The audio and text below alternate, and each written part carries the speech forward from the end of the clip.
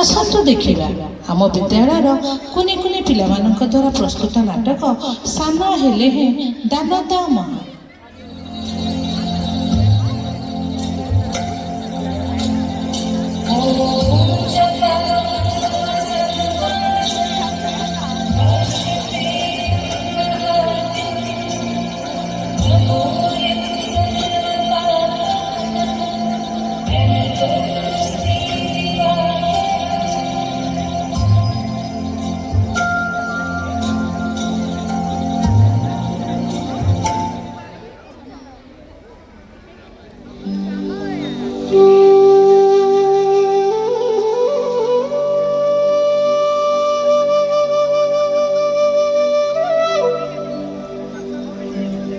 ପ୍ରଣାମ ମା, ଆପଣ କଣ ଦେଖୁଛନ୍ତି?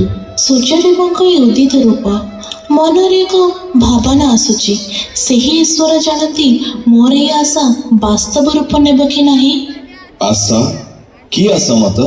ମୁଁ ଆପଣଙ୍କର ପୁତ୍ର, ଆଜ୍ଞା କରନ୍ତୁ ମା।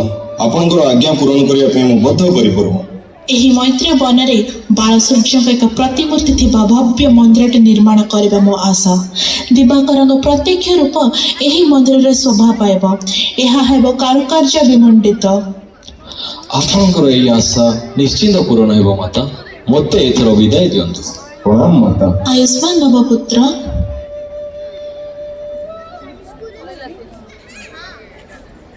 ମହାମନ୍ତ୍ରୀ। ଆଜ୍ଞା ଚାନ୍ଦ। ମହାମନ୍ତ୍ରୀ, ରାଣୀ ମାଙ୍କର ଇଚ୍ଛା ଚନ୍ଦ୍ରଭାଗାର ଏହି ମତ୍ୟ ବନରେ ପ୍ରଭୁ ଭାସ୍କରଙ୍କର ଏକ ଭାବ୍ୟ ମନ୍ଦିର ନିର୍ମାଣ କରାଯାଉ। ତମେ ଆସନ୍ତା କାଲିଠାରୁ ଏହାର ନିର୍ମାଣ କାର୍ଯ୍ୟରେ ଲାଗି ପଡ଼। ଯଥା ଆଜ୍ଞା ଚାନ୍ଦ। ଶୁଣୁଛ, କଣ ହେଲା? କାହିଁକି ଏତେ ଚିନ୍ତା କରୁଛ? ତୁମେ ତ ତୁମର କର୍ତ୍ତବ୍ୟ କରୁଛ। ଯଦି ସମୁଦ୍ରରେ ପଥର ରହୁନାହିଁ, ସେଥିରେ ତୁମେ କଣ କରିପାରିବ ମୋତେ ଟିକେ କହିଲ? ରାଜାଙ୍କର ଆଦେଶ। ଯଦି କାଲି ପ୍ରଭାତ ସୁଦ୍ଧା ମନ୍ଦିରର କାର୍ଯ୍ୟ ଆରମ୍ଭ ନ ହୋଇଛି, ତେବେ ମୋର ମୁଣ୍ଡ କାଟିବ। ଇଏ କି ନିଷ୍ଠୁର ଆଦେଶ ଛାମୁଙ୍କର! ଏତିକି ଟିକେ ଛୋଟ କଥା ପାଇଁ ସିଧା ମୁଣ୍ଡ କାଟ? ତୁମେ ସେଇ ମା ରାମଚଣ୍ଡୀକୁ ଡାକ, ଯାହା ତାଙ୍କ ଇଚ୍ଛା।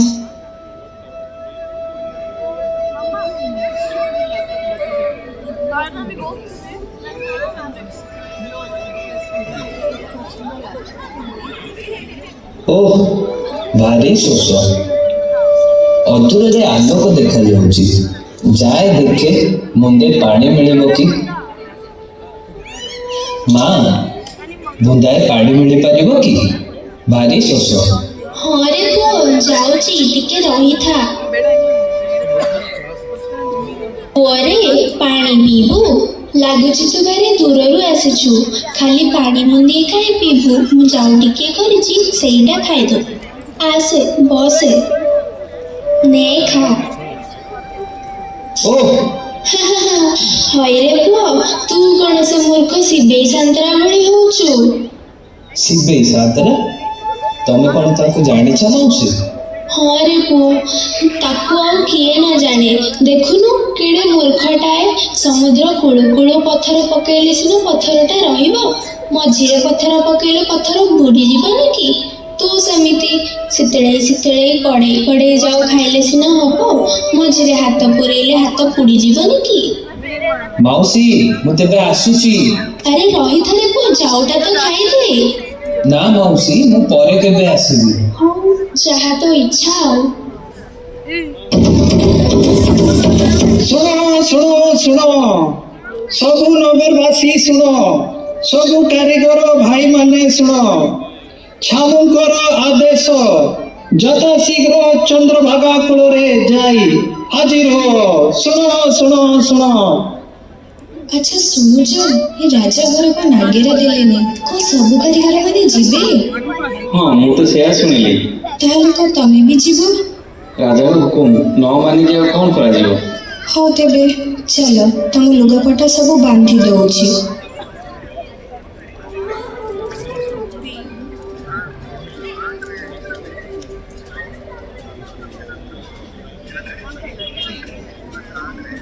ଏଇ ଦେଖ ସାଙ୍ଗ, ମୋ ବାପା ମୋ ପାଇଁ କଣ ଆଣିଛନ୍ତି। ଦେଖେଇଲୁ ଦେଖେଇଲୁ। ନା ନା, ତୁ ଯାଉନୁ ତୋ ବାପାକୁ କହିବୁ ତୋ ପାଇଁ ଆଣିବେ। ନାଇଁ, ମୋତେ ଦେଖା। ଏଇଟା ମୋର। ନାଇଁ ନାଇଁ ଏଇଟା ମୋର, ଦେ ମତେ।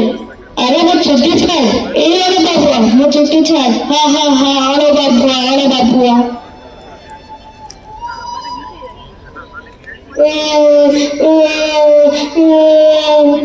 କ'ଣ ହେଲା ରେ ବାପା? କାହିଁକି ତୁ ଏମିତି କାନ୍ଦୁଛୁ?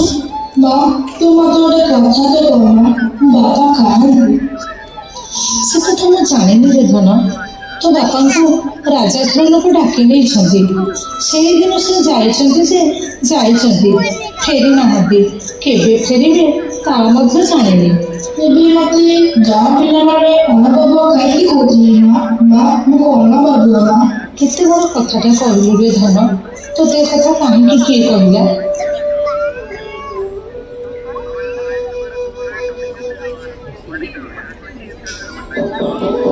ଘରେ କିଏ ଅଛନ୍ତି? ଘରେ କିଏ ଅଛନ୍ତି?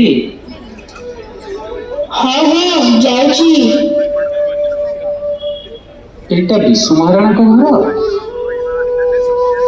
ହଁ ବାବା, କିନ୍ତୁ ସିଏ ତ ଘରେ ନାହାନ୍ତି। ଆଉ କିଏ ଅଛନ୍ତି? ହଁ ବାବା, ଆସ, ମୋ ମା ଅଛନ୍ତି। ହଁ ବାବା, ଏଇଟା ତାଙ୍କରି ଘର। ହେଲେ ସେ କୁଆଡ଼େ ଯାଇଛନ୍ତି ମୁଁ ଜାଣିନି। ହଁ ରେ ମା, ମୁଁ ଜାଣିଛି। ବିଶୁ ମହାରାଣା ଚନ୍ଦ୍ରଭାଗା ନଦୀ କୂଳରେ ମନ୍ଦିରଟିଏ ତୋଳିବା ପାଇଁ 1200 କାରିଗରଙ୍କୁ ନେଇ ଯାଇଛନ୍ତି। ହେଲେ ସେ ମା ହାରି ଯାଇଛନ୍ତି ରେ ମା। ରାଜାଙ୍କର କଠୋର ନିର୍ଦ୍ଦେଶ, 7 ଦିନ ଭିତରେ ଯଦି ମନ୍ଦିରର ଦଧିନଉତି ନ ମାରିପାରିବେ ତାହେଲେ 1200 କାରିଗରଙ୍କର ମୁଣ୍ଡ ଫାଟି ହେବ। କ'ଣ କହୁଛ ବାବା? ସେ କ'ଣ ଆଉ କେବେ ଫେରିବେନି? ହଁ, ଫେରିବେ। ଯଦି ଅଞ୍ଚଳରେ ଅନ୍ୟ କେଉଁ କାରିଗର ଯାଇ ମନ୍ଦିରର ଦଧିନଉତି ବସେଇ ପାରିବେ ତାହେଲେ ଯାଇ ଫେରିବେ। ହଉ ରେ ମା, ବେଳ ଆସି ଉଛୁର ହେଲାଣି, ମୁଁ ଏବେ ଆସୁଛି। ମା ମତେ ଯିବାକୁ ଦିଅ, ମୁଁ ବାପାଙ୍କୁ ସାହାଯ୍ୟ କରିବି ମା। ମୁଁ ବାପାଙ୍କୁ ହାରିବାକୁ ଦେବିନି। ମୁଁ ମନ୍ଦିରର ଛୁରୀ ମାରିବି ମା। କ'ଣ ତୁ କହୁଛୁ? ଏଡ଼ିକି ପକେଟେ ପିଲା ତୁ କ'ଣ ଏତେ ବଡ଼ କାମ କରିପାରିବୁ? ମା ମତେ ଯିବାକୁ ଦିଅ, ମୁଁ ବାପାଙ୍କୁ ସାହାଯ୍ୟ କରିବି। ମା ମତେ ଥରେ ଯିବାକୁ ଦିଅ। ହଉ ରେ ଧନ, ଯା ତୁ। ଏତେ ଯଦି ଜିଦି କରୁଛୁ ଯା, ତୋ ବାବାଙ୍କୁ ଏ ବିପଦରୁ ଉଦ୍ଧାର କରିବୁ। ମା ହେଲେ ମତେ ବାପା ଜାଣିବେ କେମିତି? ବାପାରେ, ତୁ ସାଙ୍ଗରେ ଆମ ବାଡ଼ି ବରକୋଳି ଆଉ ଆମ ବଳିଆ କୁକୁରକୁ ନେଇଯା ଯେ ତୋ ବାପା ଦେଖିଲେ ତାକୁ ନିଶ୍ଚିତ ଚିହ୍ନିପାରିବେ। ହଉ ମା, ମତେ ଏଥର ଅନୁମତି ଦିଅ।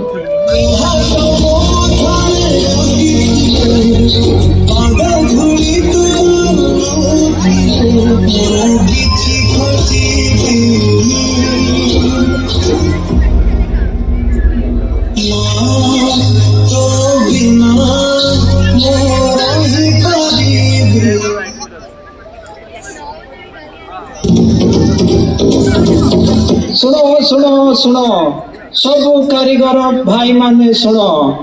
ଛାମୁଙ୍କର ଆଦେଶ, ଯଦି 7 ଦିନ ଭିତରେ ମନ୍ଦିର ଉପର ଚୁଳି ନ ମରା ହେଲା ତେବେ ସବୁ କାରିଗରଙ୍କର ମୁଣ୍ଡ କାଟ ହେବ। ଶୁଣ ଶୁଣ ଶୁଣ।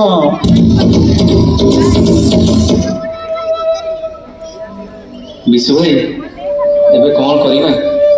ରାଜାଙ୍କ ଡେଙ୍ଗା ତ ଶୁଣିଲ, ଆଉ ଏ ମୁଣ୍ଡ ରହିବ ତ? ବିଷୟ ଚାଲ ଏଠୁ ପଳେଇବା। ଆପଣ ବଞ୍ଚିଲେ ଅପାର ନା ଭାଇମାନେ, ମତେ ଏକୁଟିଆ ଛାଡ଼ିଦିଅ। ଯାହା ସିନା ମା ରାମଚନ୍ଦ୍ରଙ୍କର ଇଚ୍ଛା ଥିବ ତାହା ହିଁ ହେବ।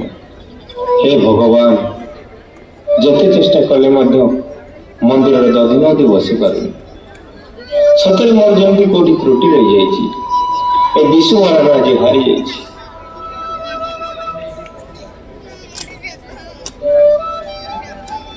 ବାବା ବାବା,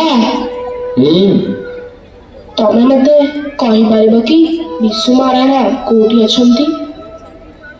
ତୋର ବିଶୁ ମହାରାଣାଙ୍କ ପାଖରେ କି କାମ? ତୁ ତାଙ୍କୁ କାହିଁକି ଖୋଜୁଛୁ? ମୋର ତ ଅଛି କାମ।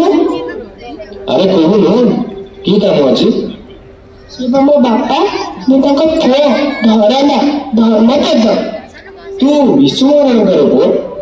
ମୁଁ କେମିତି ବିଶ୍ୱାସ କରିବି ତୁ ତାଙ୍କ ପୁଅ ବୋଲି? ଏ ଦେଖୁନ, ମତେ ମା ଏ ବାଡ଼ି ପଛ ପଟ କୋଳି ଆଉ ଏ ବଳିଆ କୁକୁର ଦେଇଛନ୍ତି ଦେଖୁନ ମୋ କୁକୁର। ତୁ ଧର୍ମ ମୋ ପୁଅ ଧର୍ମ ପଦ। ଆରେ ବାବା ତୋତେ ଟିକେ କହୁନି ବାବା, ଆରେ ମୋ ପାଖକୁ ଚାଲିବ। ବାପା ମୁଁ ଶୁଣିଲି ତମେ ମନ୍ଦିରର ଚୁଳି ମାରି ପାରୁନ। ହଁ ରେ ବାବା, ଏ ବିଶୁ ମହାରାଣା ଆଜି ହାରି ଯାଇଛି। ତୋ ବାପା ଆଜି ହାରି ଯାଇଛି ରେ। ବାପା ମତେ ଅନୁମତି ଦିଅ, ମୁଁ ମନ୍ଦିରର ଚୁଳି ମାରିବି ବାପା। ତୁ ମନ୍ଦିରର ଚୁଳି ମାରିବୁ? ଆରେ କେମିତି? ଯେତେବେଳେ 1200 ବଢ଼େଇ ମନ୍ଦିରର ଚୁଳି ମାରି ପାରୁନାହାନ୍ତି, ତୁ ଏଡ଼ିକି ବକଟେ ପିଲା ହୋଇ କେମିତି ମାରିବୁ? ବାପା ମୁଁ ମନ୍ଦିରର ଚୁଳି ମାରିପାରିବି ବାପା। ମୁଁ ତମ ପୁଅ, ବିଶୁ ମହାରାଣାର ପୁଅ। ମୁଁ ମନ୍ଦିରର ଚୁଳି ମାରିବି ବାପା। ତାହେଲେ ଯା, ତୁ ବି ଥରେ ଚେଷ୍ଟା କରି ଦେଖିନେ। ଯଦି ମା ରାମଚଣ୍ଡୀଙ୍କର ଇଚ୍ଛା ଥିବ ତାହେଲେ ତୁ ମାରିପାରିବୁ। ହଉ ବାପା, ମତେ ଏଥର ଅନୁମତି ଦିଅ।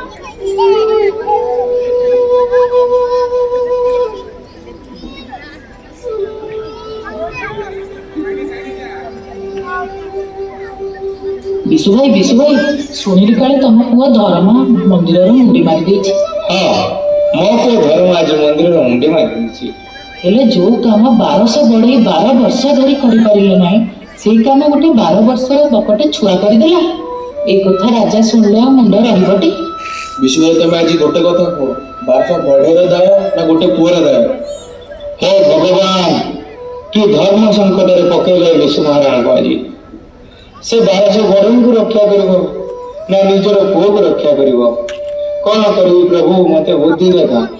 ନା, ଆଜି ଦୀର୍ଘ ଦିନ ପରେ ମୁଁ ମୋ ପୁଅକୁ ଫେରି ପାଇଛି।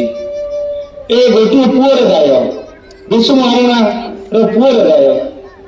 ନାଇଁ ବାପା, ମୁଁ ମଲେ ଗୋଟେ ପୁଅ ମରିବ, 1200 ବଢେଇ ମରିଲେ ପୁରା ଉତ୍କଳ ହେଇଯିବ କାରିଗର ଶୂନ୍ୟ ବାପା। ଏଇଟା ମୁଁ ହବାକୁ ଦେବିନି ବାପା। ନାଇଁ ମୋ ଧର୍ମା, ଏତେ ଦିନ ପରେ ମୁଁ ତୋତେ ଆଜି ପାଇଛି। ତୋତେ କେମିତି ଏମିତି ମୋ ଠାରୁ ଦୂରେଇ ଦେଇପାରିବି? ନାଇଁ ଧର୍ମା। ବାପା ମତେ ଅନୁମତି ଦିଅ। ନାଇଁ ଧର୍ମା, ମୁଁ ତୋତେ ଅନୁମତି ଦେଇପାରିବିନି। ନାଇଁ ତୁ ମୋର ବାପା, ଗୋଟିଏ ବୋଲି ପୁଅ, ଆଜି ଦୀର୍ଘ ଦିନ ପରେ ତୋତେ ପାଇଛି। ନାଇଁ ବାପା ମତେ ଅନୁମତି ଦିଅ। ଧର୍ମା, ଆରେ ଧର୍ମା, ଧର୍ମାରେ ମତେ ଛାଡ଼ି ଯାଆନା ତୁ। ଏ ଧର୍ମା, ମୋ ପାଖକୁ ଫେରିଆ।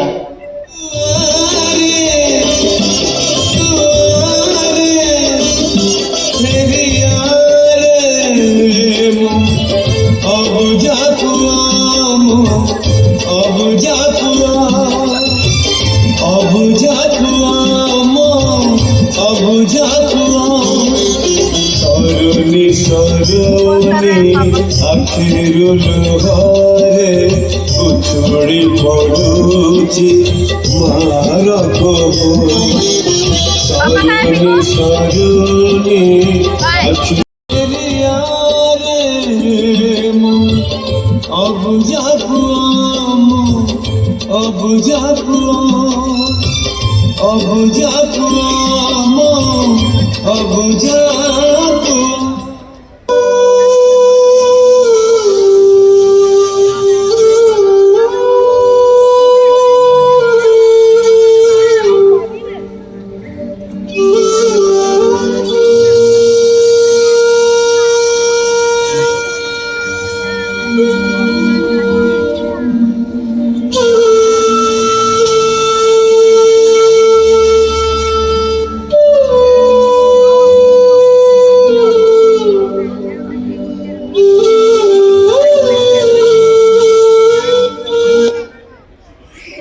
ଏଡ଼ିକି ବକଟିଏ ଛୁଆ ହେଲେ ବି ତୁ କେତେ ବଡ଼ ଦାନ ଦେଇଗଲୁ। ସାନ ହେଲେ ବି ଦାନ ତ ମହାନ ରେ। ସାନ ହେଲେ ବି ଦାନ ତ ମହାନ। ଧନ୍ୟ ଆମର ଶିଳ୍ପ ଚାତୁରୀ, ଧନ୍ୟ ଲଳିତ କଳା, ରଜାର ସୁନାମ ପ୍ରଚାରର ଲାଗି କୋଟି ବୁକେ ବାଜେ ଶଳା, କୋଟି ବୁକେ ବାଜେ ଶଳା। ଦେଖିଲେ ତ କୁନି ପିଲାଟିର ଜାତି ପ୍ରେମକୁ, ଉତ୍କଳର ପରମ୍ପରା ଓ ସଂସ୍କୃତି ପ୍ରତି ହୃଦୟରେ ବିରାଜିତ। ସଗର୍ବେ ଆମେ କହିବୁ, ଆମେ ଓଡ଼ିଆ, ଓଡ଼ିଶା ଆମର ଗର୍ବ। वंदे उत्कल जननी। वन्दे उत्कल जननी वन्दे उत्कल जननी वन्दे उत्कल जननी चारुभाषमय चारुभाषमय चारुभाषमय चारुभाषमय जननी जननी जननी जननी जननी जननी वन्दे उत्कल जननी